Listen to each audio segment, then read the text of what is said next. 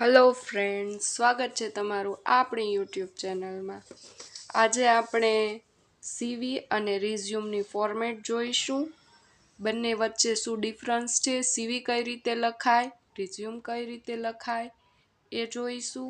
સાથે સાથે સીવી અને રિઝ્યુમના અમુક એક્ઝામ્પલ જોઈશું જે આપણને એક્ઝામમાં યુઝફુલ થઈ શકે અને બંને વચ્ચે શું ડિફરન્સ છે એનો આઈડિયા આવી શકે. અને મેઇન મહત્ત્વની તો સીવી અને રિઝ્યુમની ફોર્મેટ છે, જેનાથી આપણે અલગ અલગ વિષય પર સીવી અને રિઝ્યુમ તૈયાર કરી શકીએ છીએ. જો તમે આપણી ચેનલ પર નવા હોય તો ચેનલને સબસ્ક્રાઈબ કરો, વિડીયોને લાઈક કરો અને વિડીયોને તમારા ફ્રેન્ડ સાથે શેર કરો, જેથી એમને પણ હેલ્પફુલ થાય.